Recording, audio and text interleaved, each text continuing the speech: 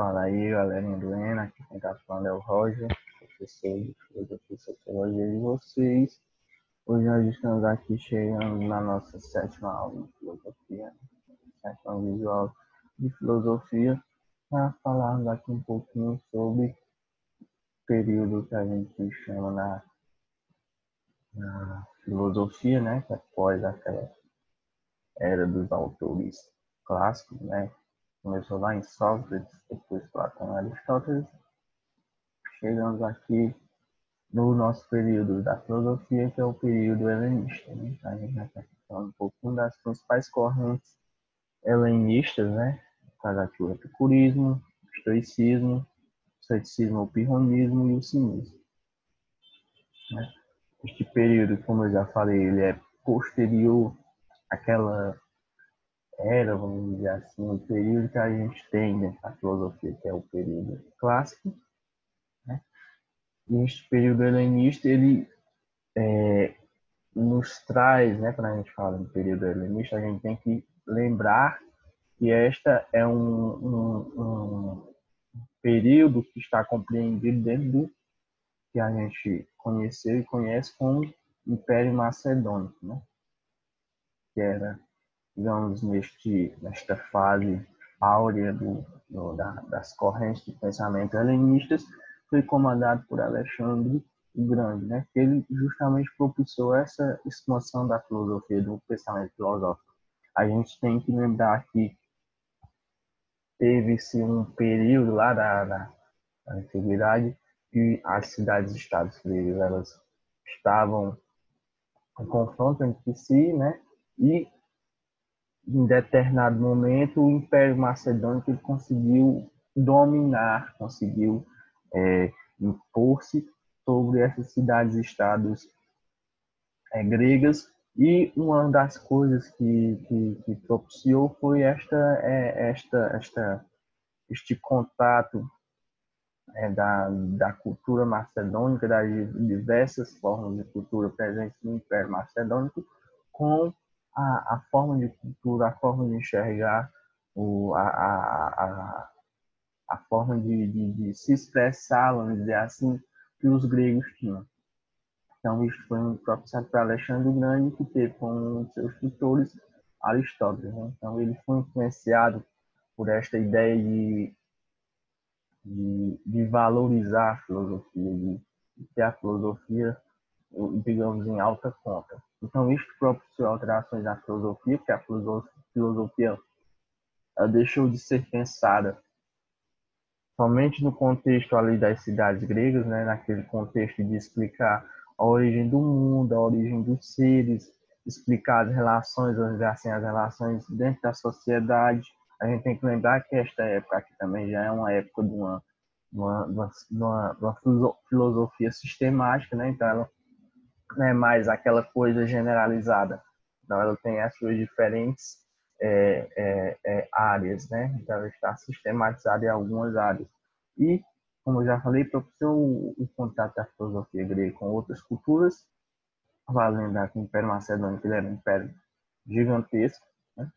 Estendia por grande parte, né? Ali que a gente tem como Eurásia, e ele propiciou este contato entre diversas culturas. E o que ficou muito forte neste período helenista, né, como eu já falei antes, era aquela ideia de saber de onde o indivíduo veio, o que o cerca, de onde surgiu o mundo, das relações em sociedade, né, naquela coisa da democracia, do ser cidadão, de ter uma cidade com um governo socrático. Aqui não, no período helenista, eles buscam pela ataxia, que aqui o que é esta ataxia é a paz de espírito. Então, as correntes helenistas elas vão ter como uma característica muito forte esta busca pelo que há dentro do ser humano, esta busca das sensações, vamos dizer assim, do que as pessoas carregam dentro de si, das suas vontades, dos seus desejos, a sua forma de enxergar o mundo, de vivenciar, não mais algo geral. Digamos que ela é um pouco peculiar, né? Era um tanto quanto peculiar esta reviravolta de deixar de olhar para o externo e começar a se voltar para o interno. E dentro dessas correntes helenistas nós temos o epicurismo, né? Ele divide ali de parte física, né? Que é ateísta e indeterminista, são os deuses. Então, abandona aquela ideia da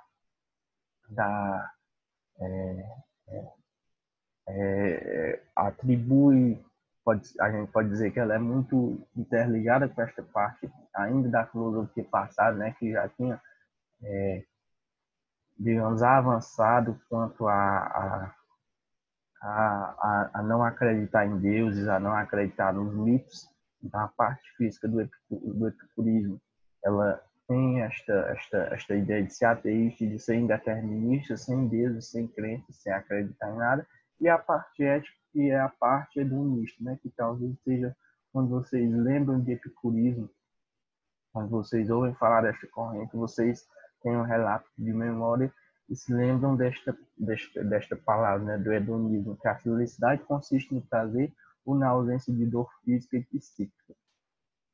E o epicurismo, ele tem a ideia de que nós somos impedidos de ser felizes por conta do medo que as dores nos causam. Ou seja, nós não deixamos esse nosso lado hedonista, esta nossa felicidade que consiste no prazer, que consiste na ausência de dores florescer, nós não somos felizes, porque nós temos medo de nos machucar, nós temos medo das dores que os nossos atos, as consequências que nós teremos diante dos nossos atos possam nos fazer sofrer. Ele lista para se libertar dessa dor, né, deste medo, nós devemos eliminar o medo dos deuses. Então, concluindo com o que a gente vai aqui da parte física, né, que ela é uma corrente ateísta, indeterminista, sem deuses. Por que eliminar o medo dos deuses? Porque a gente tem que lembrar que naquela época, né, vamos voltar aqui na nossa primeira aula de mito e senso comum, quando tinha uma tempestade que tinha raios, né, eles atribuíam aquilo a uma ira de Zeus, né, a uma ira do Deus do trovão, porque eles poderiam ter feito alguma coisa que o desagradou.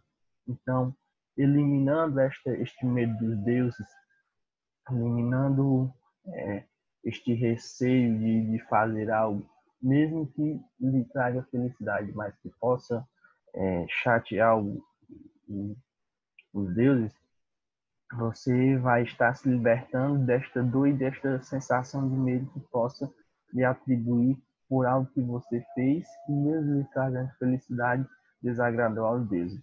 Eliminar o medo da morte. Então tinha aquela sensação de que eu não vou fazer isso porque eu posso morrer. Eu não vou falar isso ou aquilo, não vou ter determinadas ações ou determinados pensamentos, porque isso pode me levar à morte. Então, mais digamos assim, um passo a ser tomado é eliminar este medo da morte. O terceiro passo, eliminar o medo do destino. Então, porque o meu destino é esse, aquilo. Porque se eu fizer isso, o destino vai vir e vai me punir. Entrando naquela ideia de karma. E o quarto, que é eliminar o medo dos problemas. Então, eu não vou tomar determinada decisão, porque isso vai me gerar um problema maior. Apesar de eu ter uma sensação de felicidade, uma satisfação momentânea, mas a posteriori aquilo vai me gerar muitos e muitos problemas. Então, o epicurismo era esta ideia, justamente como a palavra que a gente colocou aqui na parte ética, um pensamento hedonista, então essa busca pela felicidade que consistia no prazer das coisas, no prazer dos nossos atos, das nossas ações, ou a ausência da dor física e psíquica. Então a gente tinha que seguir esses passos para poder se libertar destes medos e desta dor. Então eliminar o medo dos deuses, eliminar o medo da morte, eliminar o medo do destino, além de eliminar o medo dos problemas. Então, sintetizando o epicurismo, ele pega esta ideia do hedonismo e a gente tem que para ser plenamente feliz, vamos dizer assim, a gente tem que eliminar esses diferentes medos que nos impedem, segundo o epicurismo, né, esta corrente helenista, de sermos felizes, né? Outra corrente que temos aqui é o estoicismo, que ela tem como uma das suas características a indiferença aos problemas da vida, né? A gente pode entrar naquela ideia, né, mais do senso comum, né, que tanto faz, tanto fez. Então, a indiferença aos problemas da vida, o homem deve desprezar os prazeres. Então, a gente já percebe aí um antagonismo entre o estoicismo e o epicurismo. O epicurismo, ele diz que a felicidade está nos prazeres, né, está nesses sentimentos, né, hedonistas, e o estoicismo já está dizendo que o homem deve desprezar os prazeres. Por quê? Para conseguir a felicidade tem que ser sábio. Feliz é aquele que aceita o seu destino. Então, o estoicismo defende aquela ideia de que se você for ficar, digamos, resmungando, brigando, labutando contra tudo que se apresenta na sua vida, for ficar se preocupando com tudo que é problema que surge na sua vida, você vai viver constantemente desapontado, com medo, infeliz, com raiva, com ódio, com sentimentos que o distanciam em muito desta ataxia, desta paz de espírito que as correntes feministas têm como comum, esta busca por se sentir, digamos, nas nuvens, né? Então, para conseguir esta felicidade segundo a corrente do estoicismo, a pessoa tem que aceitar o que o seu destino lhe proporciona, né? Então, tem de ser sábio. Feliz é aquele que aceita o seu destino. Então, o estoicismo, ele é indiferente aos problemas da vida, diz que nós temos que aceitar a vida como ela é, né? Esse até texto de música. Temos que ser sábios a ponto de aceitar o que o destino nos proporciona e temos que desprezar os prazeres, né? Desprezar este nosso lado mais hedonista. O ceticismo ou o pirronismo, aí eu creio que vocês todos já tenham ouvido falar e é algo muito pontual e muito objetivo, né? Ceticismo, às vezes a gente até usa como uma adjetivação para caracterizar uma pessoa que a gente está conversando ou está falando sobre apresentar, fulano, ciclano é muito ceticista. Então, como aqui na descrição, é um estado permanente de dúvida. Então, você não vai acreditar naquela ideia de uma verdade suprema, de que algo é, é verdadeiro. Você vai ter sempre uma pulga atrás da orelha. Dá um estado permanente de dúvida. Não é possível reconhecer a verdade das coisas, seja pelo sentido ou seja pela razão. Então, o ceticismo, digamos, tinha aquela ideia, né, que é a gente voltando, do Platão que dispensava os sentidos, só acreditava na razão, e do Aristóteles que já acreditava nos sentidos. Então chegou o ceticismo, né, equivalente nos dois, e dizendo que não é possível reconhecer a verdade das coisas, nem pelo sentido, nem pela razão. Pela, colocar ali, digamos, como um fiel da balança, equilibrando, né, a balança. Não é possível ter-se uma verdade suprema nem através do sentido e nem através da razão. Então, o ceticismo ele pega este estado permanente de dúvida. E o cinismo, que já é a busca da vida mais simples possível, né? É o desprezo pelas convenções sociais e normas sociais, né? A felicidade é alcançada por meio da autossuficiência, procura da paz de espírito e a vida de acordo com a natureza, se consideravam cidadãos do mundo, livres e sem apego à pátria. Ou seja, o que é que o cinismo, esta busca por uma vida mais simples possível, pregava? Que você não tem de viver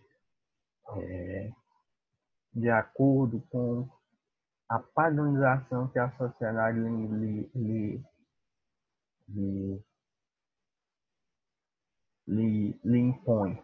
Você não é necessário para viver, para ser feliz, para ter uma paz de espírito, que você tem que seguir à risca tudo que a sociedade impõe. Tanto que eles têm esse desprezo pelas convenções sociais e normas sociais. Então, a felicidade para eles não é alcançada por, digamos, uma vida luxuosa, uma vida, digamos, uma redoma de ouro. Não, a vida é alcançada pela sua autossuficiência, pelo que você consegue, pelo que você representa, pelo que você é para si mesmo. Então, você não precisa ser amado pelos outros para ser feliz, para ter uma paz de espírito. Você tem de ser amado primeiramente por você mesmo. E a procura de paz de espírito é a vida de acordo com a natureza. Então, você tem que lidar bem, né? Você tem que, que digamos, não se adequar, não cabe essa palavra, mas, digamos, ter uma relação positiva com a natureza, com a flora, né? Com os diferentes elementos da natureza. E eles se consideravam cidadãos do mundo, né? Livres sem apego à pátria. Então, foge daquela ideia de nacionalismo, né? De coletivismo. São cidadãos do mundo. Então, em cada lugar do mundo, eles se sentem pertencentes, justamente porque eles, digamos, acompanham esta ideia da natureza. E a natureza, nós bem sabemos, ela não tem pátria,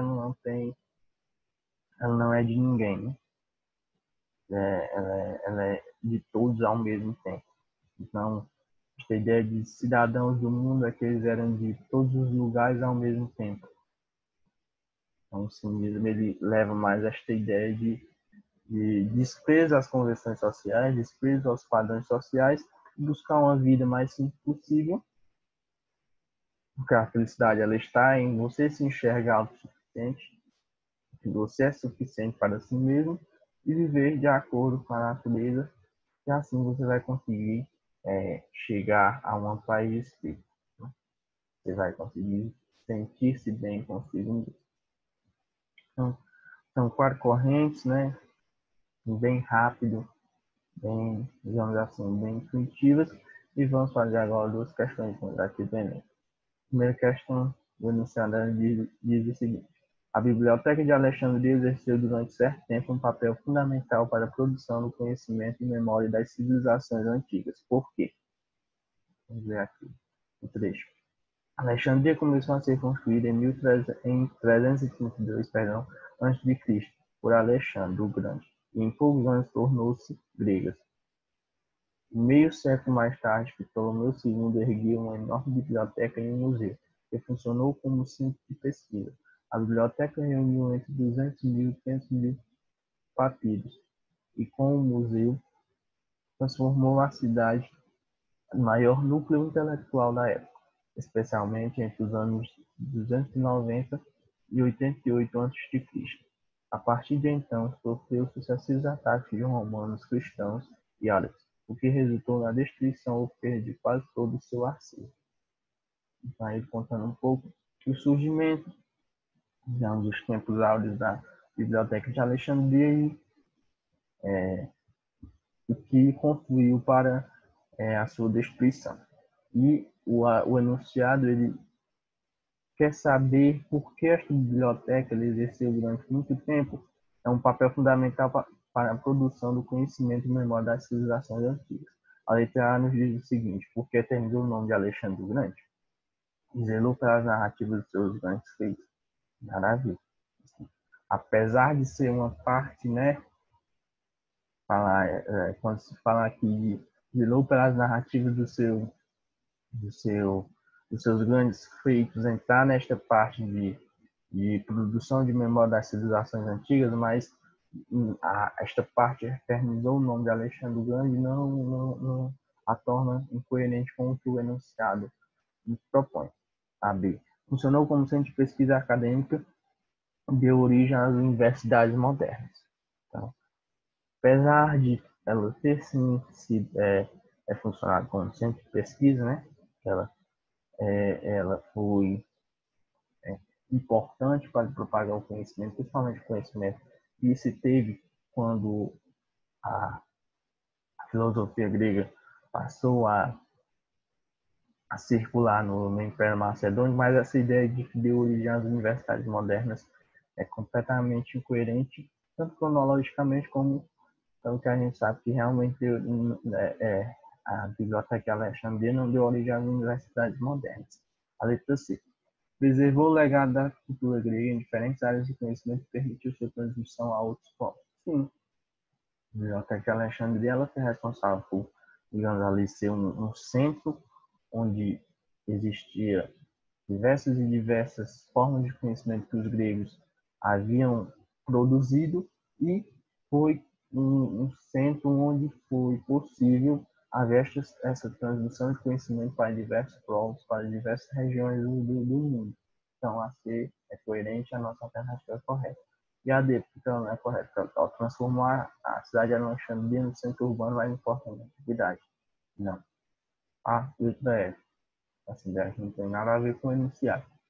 A letra E reuniu os principais registros arqueológicos até então existentes e fez avançar a museologia antiga, também coerente com o que o enunciado nos propõe. Então, ela foi muito importante para a produção de conhecimento e de memória das civilizações antigas, justamente porque ela preservou o legado da cultura grega em diferentes áreas do conhecimento e permitiu sua transmissão a outros povos. A nossa alternativa correta aqui da primeira questão é a letra C.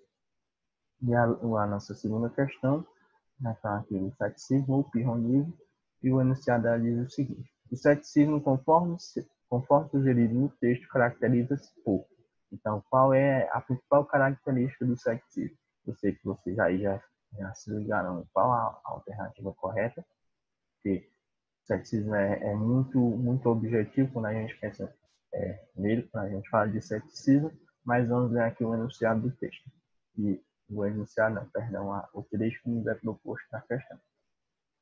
Pirro afirmava que nada é nobre nem vergonhoso, justo ou injusto, e que, da mesma maneira, nada existe do ponto de vista da verdade, que os homens agem apenas segundo a lei e o costume, nada sendo mais isto do que aquilo. Então, é só agir por algo que lhe foi ensinado, então não tem uma verdade suprema. É só costume e lei.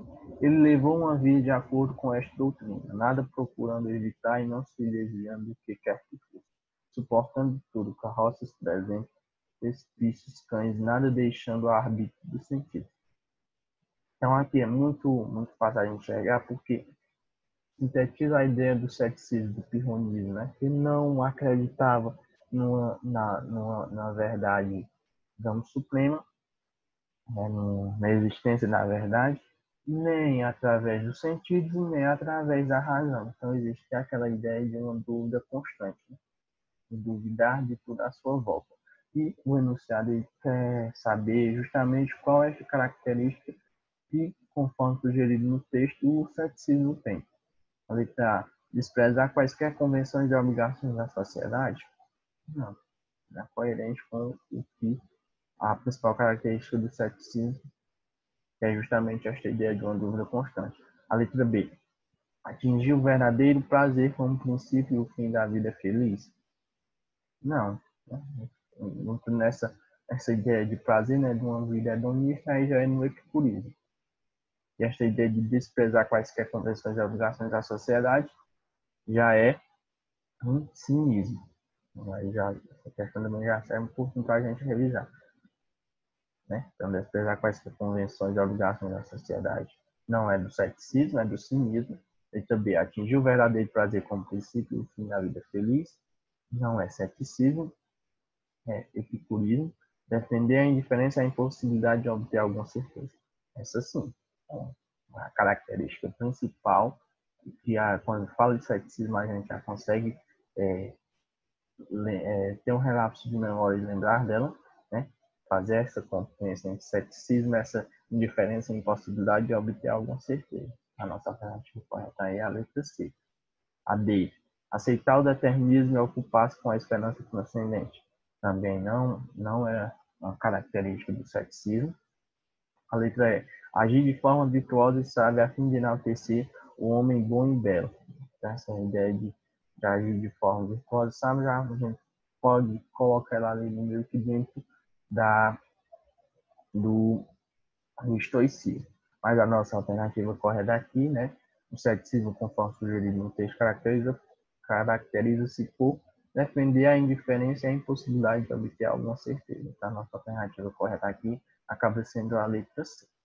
Aqui duas questões, essa última sirva um pouco para a gente recordar das, das correntes helenistas, ficando alguma dúvida, alguma incompreensão, vocês podem me procurar, estou à disposição para sanar quaisquer dúvidas que porventura tenham ficado. No mais, fiquem bem, bons estudos e até a próxima. Valeu, galera.